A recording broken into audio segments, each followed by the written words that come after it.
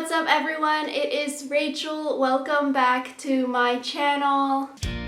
And so because somehow it is literally almost August again, which is really wild because it felt like just yesterday was May, I was graduating from college, and now it's like literally back to school season. Today I'm going to be talking about my top 10 tips.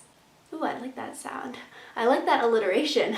My top 10 tips on how to be successful during your online classes. So for me, I had my last semester of college at UC Berkeley online. It switched in the middle of my senior year final semester back in March, and then we had online classes for the rest of the semester, online exams, online finals, online quizzes. So I thought I would share some of my expert wisdom with you all. The transition from normal lecture hall style learning to online college, online high school, it's a big transition, and it honestly takes a lot of dedication and time commitment to be able to be successful in online classes. And so speaking of back to school, I actually have a project that is really exciting that is going to launch in early August, so stay tuned for that. But basically, it's college consulting. I am gathering a group of really intelligent, passionate UC Berkeley students right now, and we will be reading college application essays as well as doing one-on-one consulting calls with students who may want to learn more about someone's major, how they chose their major, what activities they did in high school that made them a better applicant for college, all of that jazz. So we'll be specializing in the UC Personal Insight questions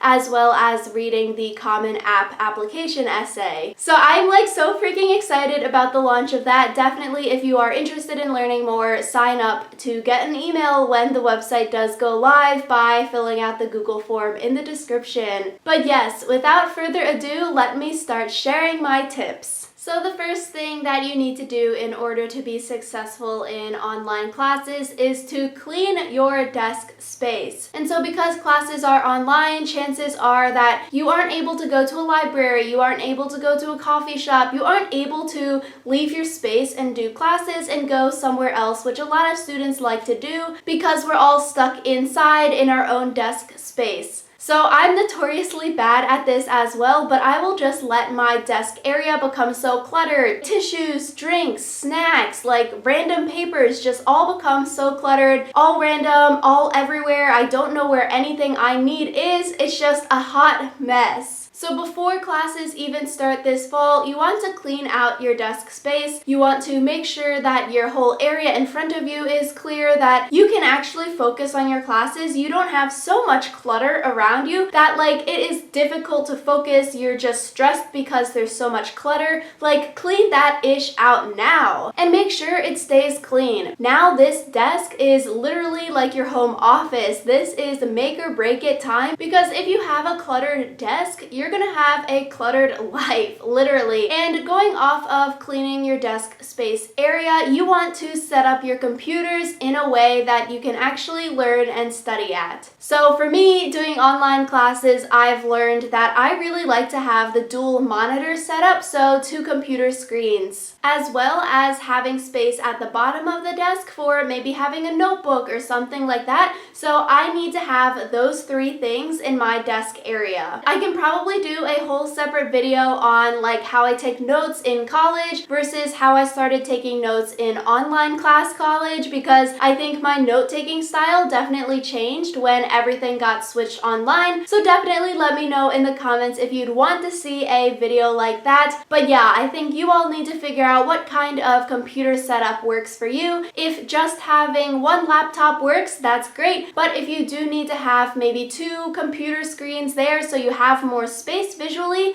that also works as well. You just need to figure out what your personal preference is. So another thing to be successful on online classes is that you should do your classes at the actual time that they are being shown to the world and not at a later date or just watching the recording. And obviously that might be a little difficult if you have like a big time zone difference, but if you're able to, I would definitely highly recommend that you sit down and you watch your class when the professor is actually teaching that class and and zooming it out into the world live. So for me, when Berkeley's classes went online, I came back home to Maryland, so I had a 3-hour time zone difference. So I worked that into my schedule, and I found that watching the classes live really helps you to be accountable, because oftentimes with so many students, when they watch like the recorded lecture or they watch just the course capture after the lecture has been recorded, they either like never get around to watching the lecture because it's not live anymore, you just sort of keep putting it off, and then whoops, you have a midterm or it's the final and you haven't watched like 6 weeks worth of lectures.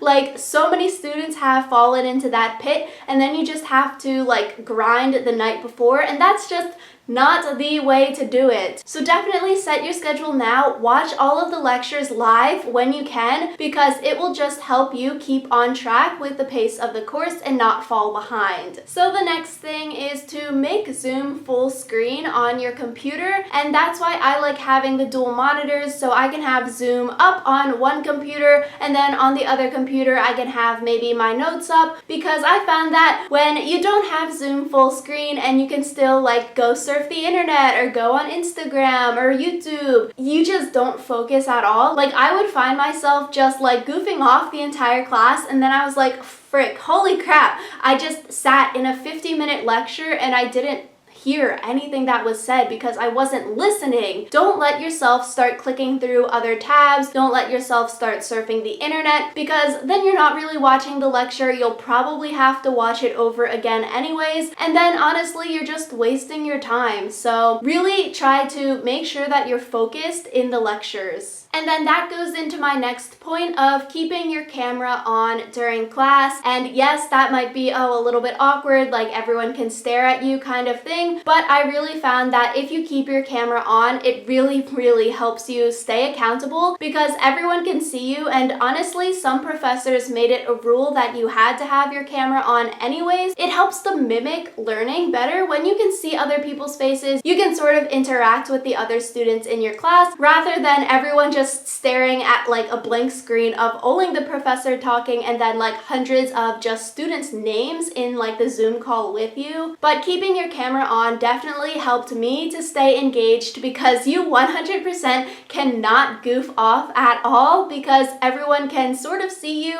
You can't be on your phone or like looking down or like surfing the web, because I don't know, it's sort of noticeable, you know? So doing that, and then also putting your phone away, like turn it off or either put it on do not disturb mode. Make it a rule that you're not allowed to go on your phone anytime throughout the lecture. Pretend like it's a normal lecture hall. In a normal lecture hall, you would not be on your phone because the professor can see, and that's rude to the professor who's teaching. Do the same thing for online classes. Just put your phone across the room, do not touch it, because I found that like I would just be on my phone for the whole class, and I was like, crap, I was on Instagram and I didn't listen through the entire lecture, so I started putting my phone far away from where I'm sitting. So sitting down in one spot all day is definitely very tiring. You'll get a lot of fatigue because you're not moving around, versus like normal college. You would walk in between classes, you might have longer breaks where you can hang out with friends, get that social interaction, go exercise kind of thing. But now when we're all stuck inside, you don't really get that anymore. So I feel like you should definitely mimic real life college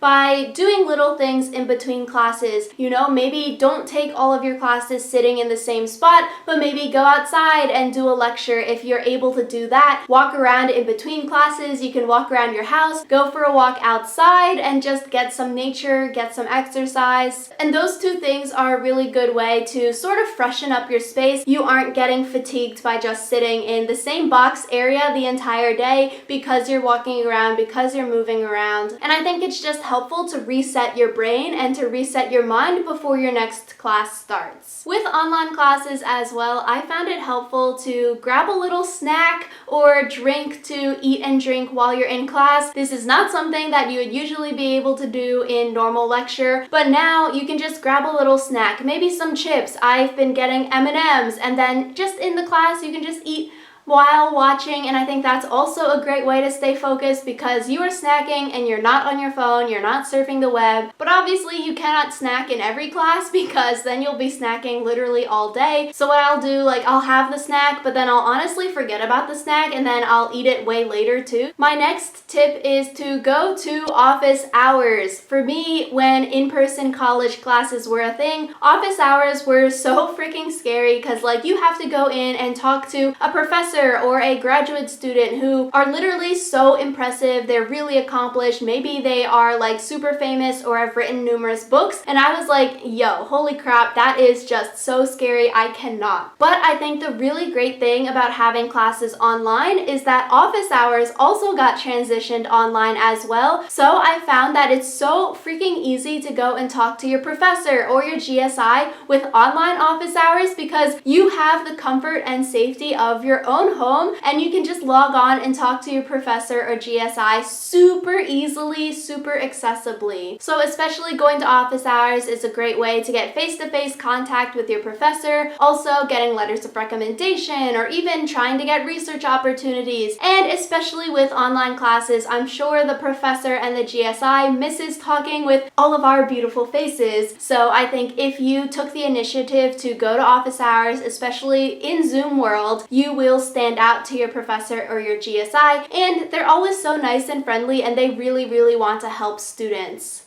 And next, I think I talk about this in every one of my like college planning videos, but it is to use a agenda, use a calendar, or use some kind of other app in order to time manage and manage your classes, your homework, your schedules way better. So I use a combination of an agenda book and a calendar app. So basically on the agenda, I will write down when I have exams, when I have homework due, and every single day I will write down to-do lists of the homework I need to get done, the projects I need to do, something I need to like send an email or something. So I will write that down daily, and then at the beginning of the semester when we get our syllabi, I will write down the major dates we need to remember, midterms, projects, final exams, into my agenda book. So if I'm flipping through the weeks, I'll know, oh wow, like this week in September or October is so freaking busy because I have 2 exams and a project due. So maybe that week before I need to start working on all of my other homework so I actually have time to study. So I think that's a great way to keep on track. And finally, my last tip is to make time to talk to friends. The best part about college is the people that you're going to meet, the relationships that you're going to start. So a big tip is to make those connections. Don't let those friendships and relationships fall through the cracks. But even in quarantine, make time to talk to people, text them, give them a hey, what's up, thinking of you text, or even schedule a time to Zoom or like do a little like